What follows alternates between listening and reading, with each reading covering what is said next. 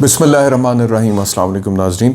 सबसे पहले आपको सबसे बड़ी ख़बर दें, आज की सबसे इम्पॉर्टेंट सबसे अहम development supreme court of Pakistan से फ़ौजी अदालतों के क़याम के हवाले से सुबह समाअत होने जा रही है और फ़ौजी अदालतों का जो क़याम है उसको चैलेंज किया गया है। 4 मुख्तलिफ़ पिटिशन्स की गई थी सुप्रीम कोर्ट ऑफ पाकिस्तान में। मैं आपको डिटेल बता देता हूँ, लेकिन उससे पहले मैं आपसे ये अर्ज़ करूँ कि इसके लिए chief justice of Pakistan Umar Ata Bandial ने एक बेंच तश्कील दे दी है जो कि 9 रुकनी है। और इस बेंच की जो फॉर्मुलेशन है, इसकी जो कॉन्स्टिट्यूशन है, यानी कि इसमें कौन कौन से जज साहिबान बैठे हुए हैं, वो बड़ी डाइवर्स है। सुप्रीम कोर्ट ऑफ पाकिस्तान के हवाले से आप कई दफ़ा मीडिया में ये गुफ्तगू सुन चुके हैं कि जजेस में ख़ास तौर पे कानूनी राय को लेकर इंतखाबात के हवाले से तकसीम है, और फिर जस्टिस काजी फ़ाइज़ ईसा और मौजूदा चीफ़ जस्टिस उमर अता बंदयाल साहब की जो कॉन्फ्लिक्ट ऑफ ओपिनियन या आपस में जो इख्तलाफ राय है वो भी बड़ा खुल के सामने आता रहा है। यहाँ तक कि उन्होंने ये भी कह दिया था कि कोई सू मोटो नोटिस नहीं होना चाहिए काजी फ़ाइज़ ईसा साहब ने, जब तक कि वो जो पार्लियामेंट में चीफ़ जस्टिस का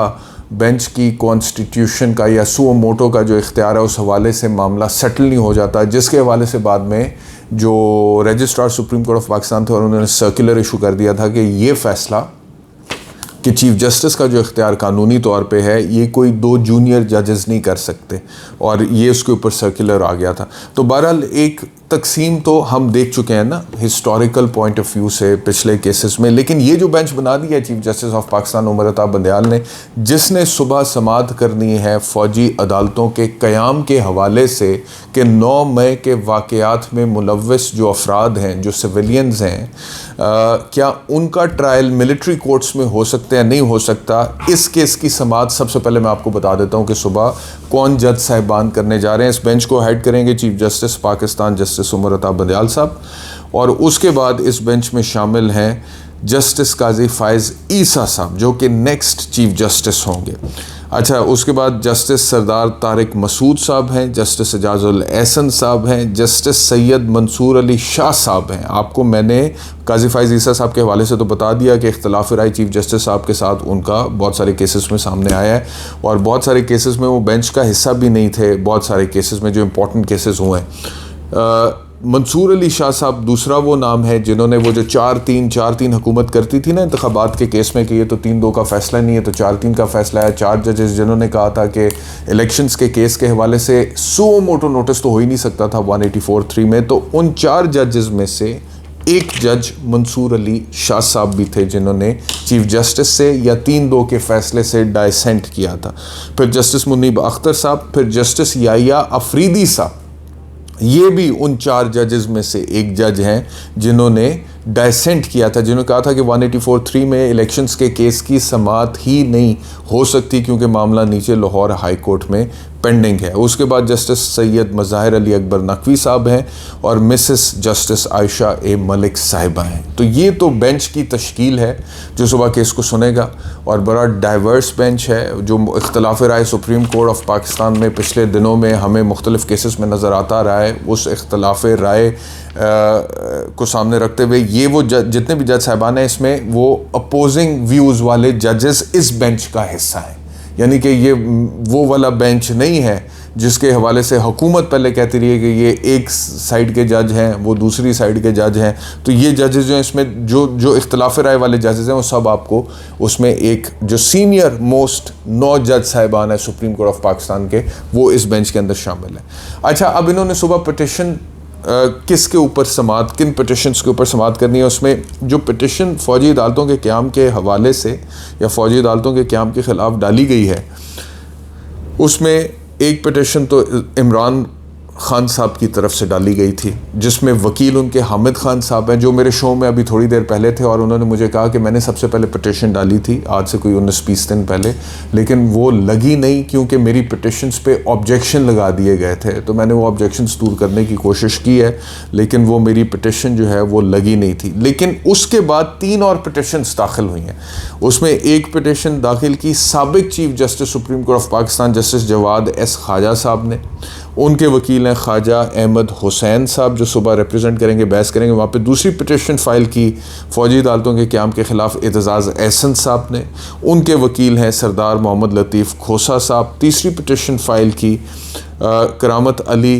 एंड अदर्स ने, और उनके वकील हैं मिस्टर फैसल सिद्दीकी साहब, और एक पिटिशन इमरान अहमद ख़ान न्याजी साहब की जिनके वकील हैं हामिद खान साहब। तो ये 4 पिटिशंस हैं जो कि इस इशू पर फाइल हो चुकी हुई हैं। एक चीज़ पॉलिटिकली भी मैं थोड़ा सा आपको इसमें बताता चलूँ कि जो एतजाज़ अहसन साहब की तरफ से पिटिशन फाइल हुई है इस इशू पे, और उनकी वकालत कर रहे हैं लतीफ़ खोसा साहब,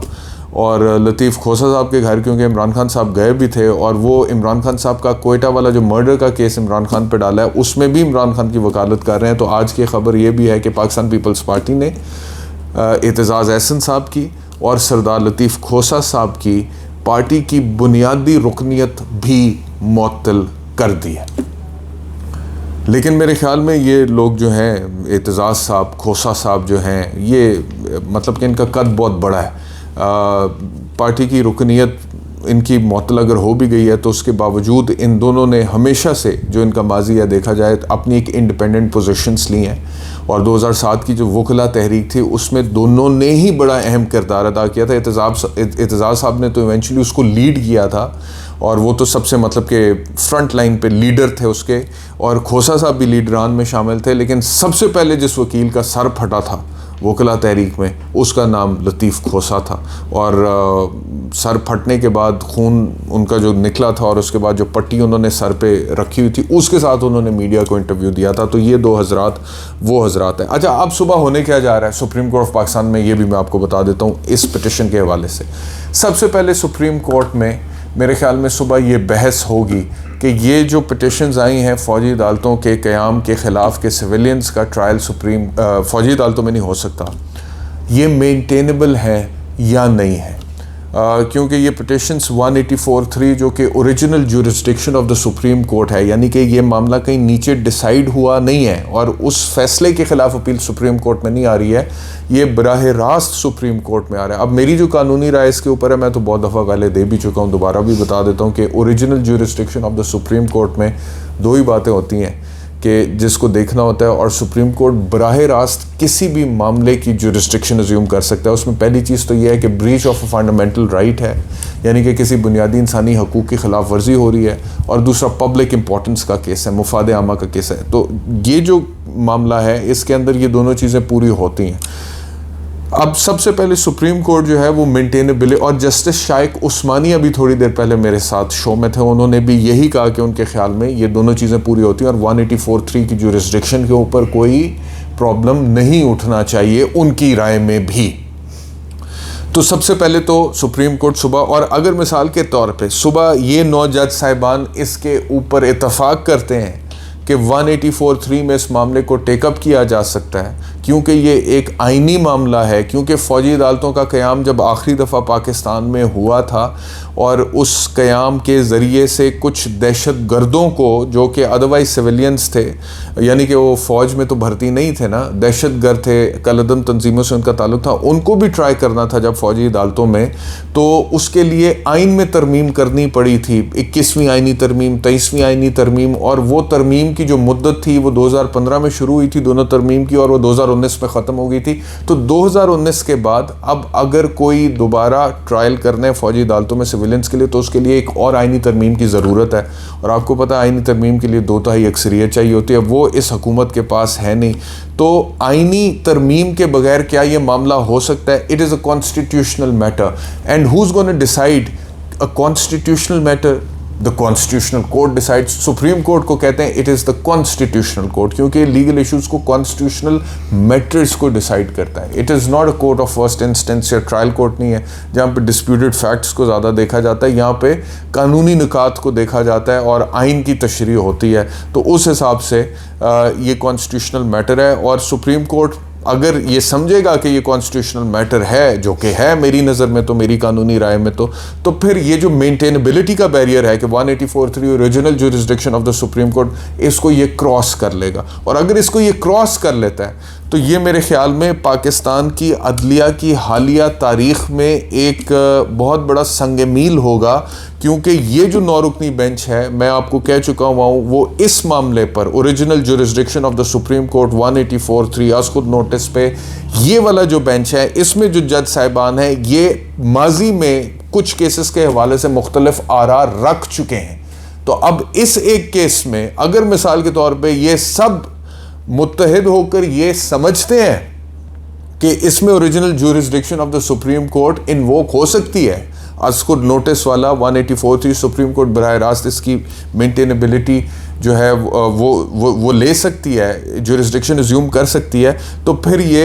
एक संग मील होगा, अहम संग मील होगा और इख्तलाफ राय रखने वाले जजेस जो हैं वो एक नुक्ते पर इकट्ठे होंगे, लेकिन होंगे या नहीं होंगे ये सुबह पता चलेगा। और सुबह 11:15 बजे इस केस की समाअत है और सुबह जब इसकी समाअत होगी और अगर ये मेंटेनेबिलिटी का बैरियर क्रॉस हो जाता है तो सुबह सुप्रीम कोर्ट जो है फिर उसके बाद नोटिस करेगी बाकी मुतलका पार्टीज़ को, जिसमें attorney general of Pakistan of course हुकूमत पाकिस्तान को रिप्रेजेंट करेंगे और दीगर जो भी मुतलका इदारे हैं या डिपार्टमेंट्स हैं, लॉ मिनिस्ट्री है या फिर एडवोकेट जनरल्स हो सकते हैं सूबों के, उनको भी नोटिस किया जाएगा और उसके बाद फिर बाकायदा तौर पर समाअत को आगे लिया जाएगा। तो बड़ा केस है, बड़ी डेवलपमेंट है। सुप्रीम कोर्ट ऑफ पाकिस्तान में सुबह बहुत अहम दिन है और 9 जज साहिबान का बेंच तश्कील दिया जा चुका है जिसको हेड मौजूदा चीफ जस्टिस कर रहे हैं और जिसमें काजी फायज़ ईसा साहब, जिनके हवाले से आज सदर पाकिस्तान ने ये नोटिफिकेशन इशू कर दी है कि वो अगले चीफ जस्टिस हैं। ये दूसरी आज की इंपॉर्टेंट डेवलपमेंट है, बहुत इंपॉर्टेंट डेवलपमेंट है कि आरिफ अलवी साहब ने तकरीबन 3 महीने रहते हैं अभी जस्टिस उमर अता बंदयाल साहब की रिटायरमेंट में, लेकिन आज ही नोटिफिकेशन इशू हो चुका है कि 16 सितंबर 2023 को जब उमर अता बंदयाल साहब रिटायर होंगे तो फिर अगले चीफ जस्टिस ऑफ पाकिस्तान काजी फायज़ ईसा होंगे। ये नोटिफिकेशन आज जारी हो चुका है और जो रिक्वायरमेंट थी वो पूरी हो चुकी है। अब it's just a matter of time, तकरीबन ये 3 महीने से कुछ दिन कम का वक्त है और काजी फायज़ ईसा जो हैं, जो कि अदरवाइज़ उमर अता बंदयाल साहब से इख्तलाफ राय रख चुके हैं पहले, जो सुबह इस बेंच का हिस्सा होंगे वो तकरीबन 3 महीने से कुछ दिन कम अरसे में पाकिस्तान के अगले chief justice of the supreme court होंगे और वो भी इस बेंच के अंदर शामिल हैं। तो एक तो ये हो गई बात। अच्छा, दूसरी अब मैं आपसे बात करूँ कि एक और इम्पॉर्टेंट ख़बर आपसे शेयर कर लूँ कि शाह महमूद कुरैशी और असद उमर की कल जो ज़मानत मनसूख हुई थी, कैंसिल हुई थी, उन्होंने इस्लामाबाद हाई कोर्ट से आज रब्ता किया था। उनकी बेल पिटिशन्स फाइल होकर लगी हुई थी लेकिन वो जा नहीं सके, पहुंच नहीं सके। वो पहुंच इसलिए नहीं सके, ख़बर ये आई है कि जी कि पुलिस की भारी नफरी इस्लामाबाद हाई कोर्ट के गिरद तैनात कर दी गई थी, तो उन्हें ख़तरा था कि जैसे ही वो वहाँ पर जाएंगे उनको गिरफ़्तार कर लिया जाएगा। तो उनके वकला ने अदालत में ये इस्तदा की कि क्योंकि गिरफ़्तारी का ख़तरा है लिहाजा आप ये पिटिशन्स को इंटरटेन कर ले। वो बाहरी अदालत के बाहरी मौजूद हैं, खड़े हैं, लेकिन अंदर नहीं आ सक रहे गिरफ़्तारी के डर की वजह से। तो कोर्ट ने कहा कि उनकी गैर मौजूदगी में पिटिशन को इंटरटेन नहीं किया जा सकता, लिहाजा कल तक के लिए समाअत को अदालत ने मुलतवी किया है। तो अब सवाल ये पैदा होता है कि कल तक के लिए अगर समाअत को मुलतवी किया और कल भी अगर यही सिचुएशन होती है तो वो फिर सारी बात है दोबारा नहीं पहुंच सकेंगे अदालत में, और अगर दोबारा नहीं पहुंच सकेंगे तो फिर दोबारा समाअत नहीं हो सकेगी। अगर अदालत यही व्यू लेती है जो व्यू उन्होंने आज लिया है तो इसका दूसरा हल ये हो सकता है कि प्रोटेक्टिव बेल के लिए अप्लाई करें, लेकिन प्रोटेक्टिव बेल के लिए भी कहाँ पे अप्लाई करें, वो भी इस्लामाबाद हाई कोर्ट में भी ही अप्लाई करना है, और वो भी अप्लाई करना है तो उसमें भी पेश होना है, और उसमें पेश होना है तो उसमें भी अगर पुलिस की नफरी बाहर तैनात है तो उसमें भी अरेस्ट हो सकते हैं। तो मेरे ख्याल में ये जो एक रिवाज चल पड़ा है ना कि लोग अदालतों में रिलीफ लेने के लिए जाते हैं और अदालतों में पहुंचने से पहले या अदालतों से निकलने के बाद उनको फौरी तौर पे दोबारा अरेस्ट कर लिया जाता है, कभी उसी केस में कभी किसी दूसरे केस में। ये रिवाज गलत है और इसने हमारे लीगल सिस्टम को और निज़ाम कानून और इंसाफ को बहुत नुकसान पहुंचाया। और ये बड़ी गलत बात है कि 2 लोग जो है उन्होंने पिटिशन भी फाइल की है, वो लग भी चुकी है, जज साहब इंतज़ार भी कर रहे हैं, लेकिन वो इस डर से कि पुलिस उनको अरेस्ट कर लेगी। पुलिस इस तरह करती नहीं है normally, because it is when they know that the bail petition has been filed in the court, so they have to respect that. उन्हें उसका एहतराम करना ज़रूरी है। और अगर अदालत ज़मानत नहीं देती है तो 100 बिस्मिल्लाह आप अरेस्ट कर लें, लेकिन उनको पेश तो होने देना वहाँ पे। तो इस हवाले से कोई अब मेरे ख्याल में मोडस ऑपरेंडाई कोर्ट्स को भी सोचना पड़ेगा इस सारी सिचुएशन को मद्देनज़र रखते हुए। अच्छा, और आज की आखिरी जो स्टोरी मैं आपसे शेयर कर लूँ कि परवेज़ इलाही साहब जो हैं उनको आपको पता है कि परवेज़ इलाही साहब को अरेस्ट किया, उनको डिस्चार्ज कर दिया जुडिशल मजिस्ट्रेट ने, उनको फिर अरेस्ट किया, उनकी फिर ज़मानत हो गई। कल भी उनकी ज़मानत हुई है, और वो जो एंटी करप्शन का केस था उसमें ज़मानत जब उनकी हुई है तो उसके बाद जारी बात है फ़ौरी तौर पे उनके मुचलके दिए जाने चाहिए थे ताकि वो कैंप जेल लाहौर से रिहा हो जाए। लेकिन उनके वकला ने उनके मुचलके नहीं दिए, क्योंकि उन्हें पता लग गया था कि मुचलके देने के बावजूद रिहाई के फ़ौरन बाद जैसे ही वो जेल से बाहर निकलेंगे तो FIA उन्हें दोबारा गिरफ़्तार करने के लिए जेल के गेट पर खड़ी है।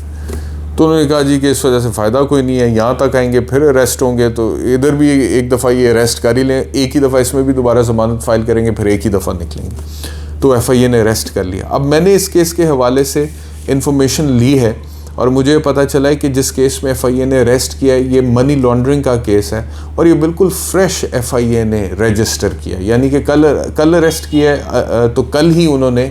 या एक आध दिन में ही उन्होंने इसको जो है वो रजिस्टर किया। अच्छा, अब एक बंदा जो है उसके ऊपर आपने जो भी पहले केसेस बनाए हैं उन केसेस में अदालत की तरफ से ज़मानत का रिलीफ मिलता है, और आप फौरी तौर पे एक फ़्रेश केस रजिस्टर करके आप उस बंदे को गिरफ़्तार कर लेते हैं। अब होना तो ये चाहिए था कि गिरफ़्तारी हुई और मनी लॉन्ड्रिंग का केस और बड़ा सीरियस एलिगेशन है और आपके पास सबूत शवाहिद मौजूद हैं जो कि कन्विंसिंग हैं, तो फिर अदालत क्या करती है, आप अरेस्ट करके जब कोर्ट के पास लेके जाते हैं ना, क्योंकि ये किसी भी इन्वेस्टिगेटिंग एजेंसी, चाहे वो पुलिस है, FIA है, वो पाबंद हैं under the law that they have to produce the accused who is been arrested, जिसको गिरफ्तार किया गया, उस मुलजिम को उन्होंने अदालत में पेश करना है 24 घंटे के अंदर। तो जब उन्होंने 24 घंटे में और फिर अदालत फैसला करती है कि अच्छा ये केस है, इसमें अरेस्ट किया है, अच्छा तफ्तीश करनी है, एलिगेशन क्या है, आपके पास शवाहिद वगैरह कोई सब्सटेंस है कि इसमें तफ्तीश करनी है, फ़िज़िकल रिमांड चाहिए। दो तरह के रिमांड होते हैं, एक होता है फ़िज़िकल रिमांड, यानी कि वो इन्वेस्टिगेटिंग एजेंसी जो है उस बंदे को उस एजेंसी के सपोर्ट कर दे कि ठीक है ले जाएं इसको 2 दिन के लिए, 4 दिन के लिए, 6 दिन के लिए, for a maximum of 14 days होते हैं, और इन्वेस्टिगेट करें, तफ्तीश करें। और दूसरा रिमांड होता है जुडिशल रिमांड के अच्छा नहीं अब तफ्तीश हो गई, करने की ज़रूरत नहीं, अब इसको जेल भेज दें, ठीक है। तो वो जज साहब ने, अदालत ने फ़ैसला करना होता है। तो जब फ्रेश केस था, रजिस्टर हुआ था और FIA पकड़ के उन्हें लेकर गई अदालत में, तो जज साहब को उन्होंने कहा तो होगा कि जी हमने तफ्तीश करनी है, लेकिन जज साहब ने for the purposes of investigation Parvez Ilahi की जो कस्टडी है वो FIA हकाम को नहीं दिया, बल्कि उनको जुडिशल रिमांड पे वापस जेल भेज दिया है, जिसका मंतकी तौर पे मतलब ये निकलता है कि मुतल्लिका अदालत को उस केस में कोई ऐसा सब्सटेंस नहीं महसूस हुआ कि जिसकी बुनियाद पे उन्हें लगे कि इस पे तफ्तीश करनी बनती है। अदरवाइज़ तफ्तीश करनी बनती है तो फौरी अरेस्ट करने के बाद फ्रेश केस में डायरेक्टली बंदा जेल जुडिशल रिमांड पे नहीं जाता है, वो तफ्तीश होनी होती है। तो ये एक बड़ा इंपॉर्टेंट फैक्टर है कि वो द जज फेल्ट के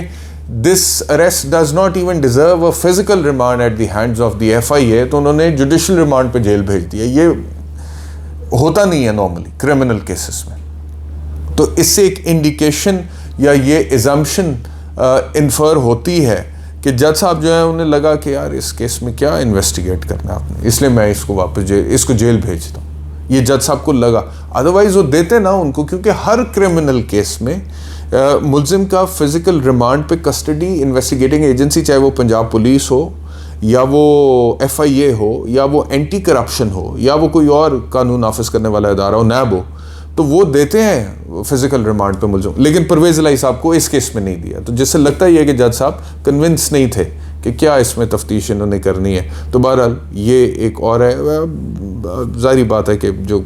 सिचुएशन है वो थोड़ी अजीब व गरीब तो है, और अनफॉर्चुनेट अल्लाह ताला मुल्क के हालात बेहतर करे, सिस्टम बेहतर हो। अभी मैं बात कर रहा था, वो कहते हैं जी कि जी सियासी इस्तेहकाम चाहिए, कैसे आएगा, इलेक्शन से आएगा। अगर मेरी बात आप लोग लिख लें, इलेक्शन से भी अगर ऐसा इलेक्शन करवाएंगे ना जिसमें धौंस धांधली होगी, जो फ्री फेयर ट्रांसपेरेंट नहीं होगा, जिसमें pre poll post poll rigging होगी,